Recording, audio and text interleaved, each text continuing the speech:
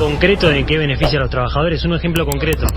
El beneficio de los trabajadores es que se está trabajando en la baja de los impuestos para que los trabajadores puedan tener mayor...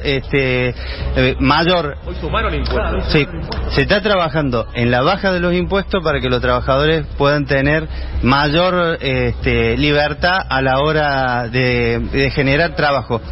A ver, déjeme que le explique. Si nosotros tenemos un Estado que genera distorsiones en el mercado, genera puestos de trabajo que no van a trabajar, que son ñoquis, y luego de eso le generamos impuestos para que el trabajador los pague, terminamos en los problemas que ya tuvimos con la inflación. Eliminamos... No me dijo un beneficio concreto para los trabajadores hoy. Los impuestos aumentaron, no sé, por eso digo, un ejemplo concreto en qué se benefició hoy a los trabajadores. Uno solo le pido. Los trabajadores hoy se benefician que el Estado se va a achicar y a la larga van a pagar menos impuestos. Buenos días, quienes escuchaban es un diputado de La Libertad Avanza intentando explicar ¿para qué sirve la reforma de ayer? Y te genera una vergüenza ajena, una incomodidad que recién decíamos. En la mesa aparece la serie de Office, en donde uno se siente incómodo en el sillón de su casa, mirándolo. A ver, un par de ejemplos de lo que pasó ayer. Un empresario que negreó tiene un blanqueo con condonación de deuda de hasta el 70%. Si el empresario negrea en el futuro, no paga multas. Y encima si lo agarran, tiene un plan de pagos con intereses que la ley dice menos gravosos. Es decir, intereses bajitos. Si lo agarran, ¿sí? Si retuvo aportes de los empleados y se los quedó, que es como robar. Yo le retengo a un empleado el aporte y me lo quedo. Bueno, ya no corre el riesgo de ir preso, en tanto y en cuanto lo pague, con un descuento y en cuotas. Ahora les vamos a mostrar que además vos negreás, si te agarran, no te cobran ningún interés, es decir, te sale lo mismo que si hubiera sido en blanco, pero de ahí te hacen descuento hasta el 70% y lo que vas a pagar lo pagás en cuotas. Ahora, si los empleados de ese empresario le faltan años de aporte porque él los tuvo en negro o porque le retuvo los aportes y no los pagó, ya no tiene más moratoria, no se va a poder jubilar. Imagínate la situación, ¿no? Un empresario, no sé, Juan Pérez, ¿qué hace eso? Negrea durante años. Si lo agarra y le hacen un enorme descuento, lo puede pagar en cuotas, eso poquito que le van a cobrar, no tiene ninguna multa, no tiene pena de cárcel como tenía antes, de acá en adelante puede tenerlos todos en negro, total, si lo agarran no le va a salir nada. Y a su trabajador, Pedro Gómez, como no le aportó, no se puede jubilar. Ayer lo estábamos viendo en mi casa con mi pareja y mi pareja me dijo, y deberían llamarlo al empresario y que le pague la jubilación. Pero no va a tener jubilación. Veamos un caso de privatizaciones. Primer acto, Aerolínea fue privatizada. ¿Se acuerdan? Segundo acto, los españoles la vaciaron y tuvo que ser salvada por el Estado. Tercer acto, los españoles nos hicieron un juicio porque restablecimos la potestad del Estado. Cuarto acto, la volvemos a privatizar. Es como el día de la marmota, y la marmota somos nosotros. Eso es parte de lo que ocurrió ayer en esta media sanción oprobiosa, votada por 140, 150 diputados de esas tres derechas que hay hoy en la Argentina, que son La Libertad Avanza, el PRO y el radicalismo.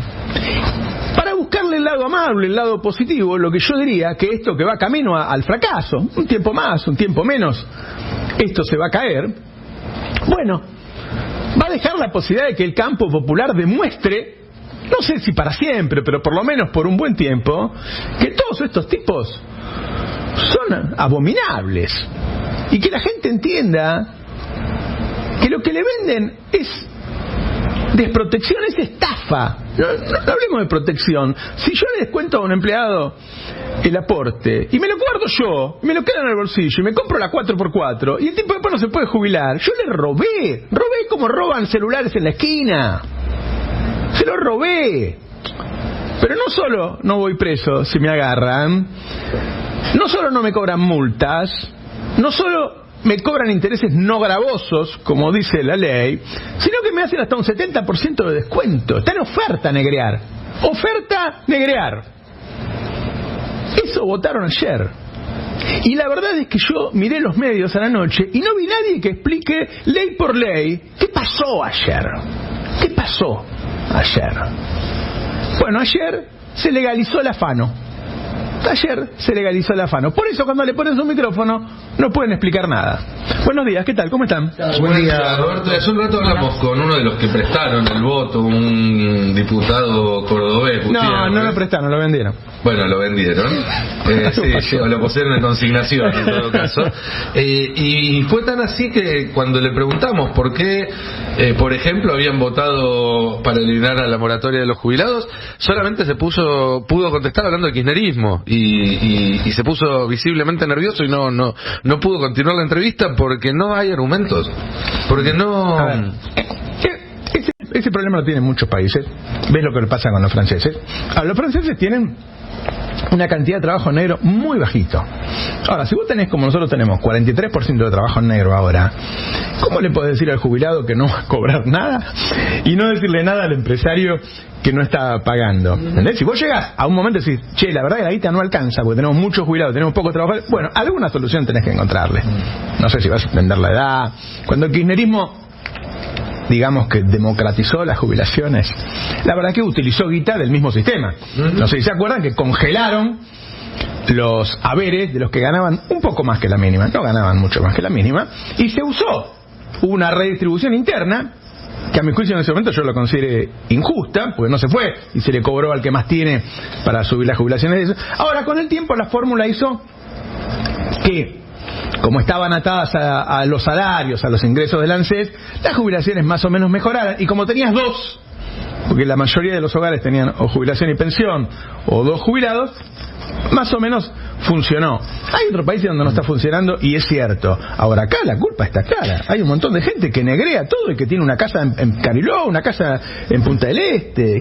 Se aplanó la pirámide previsional en ese momento. Claro. Y eso fue uno de los, desde mi punto de vista, uno de los primeros factores de ruptura entre el kirchnerismo y un sector de la clase media que veía como, digamos, no por un hecho de injusticia propio, que habían aportado un determinado monto y que su jubilación permanecía congelada contra una jubilación que se iba solapando. Hay un sector ahí de jubilados, bueno, algunos todavía están votando y evidentemente eso creo que generó esa primera ruptura, o uno de los primeros factores. Mi padre, me acuerdo, era autónomo y pagaba, los últimos años pagó 10 veces la mínima, con gran esfuerzo, para asegurarse una buena jubilación.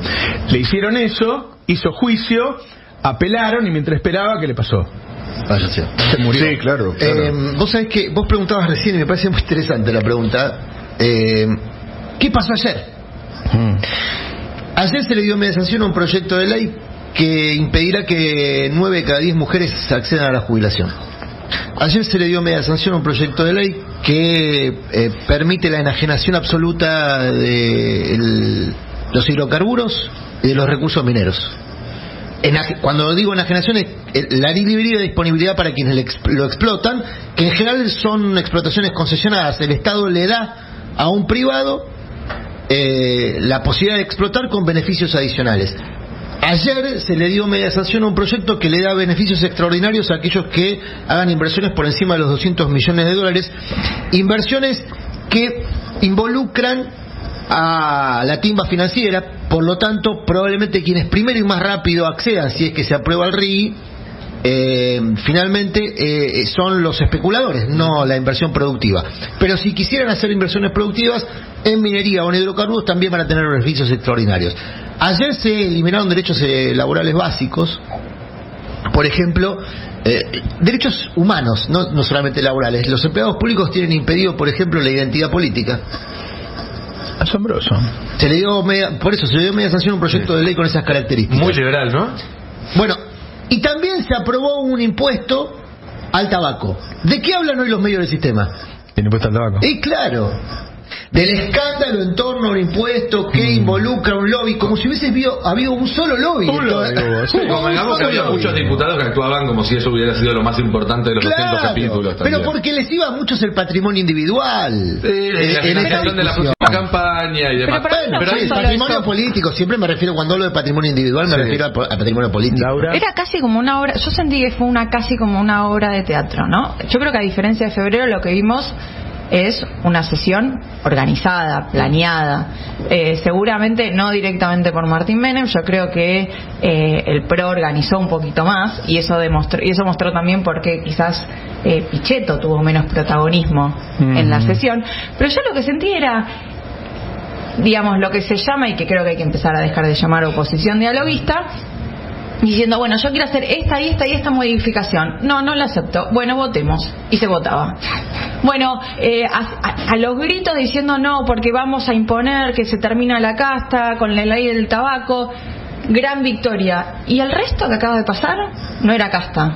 Entonces, claro, fue como todo medio como una puesta en escena en donde todos querían mostrarse como oposición, no todos, digamos, pero ese sector quería mostrarse como una oposición a los gritos y después te votaban a favor.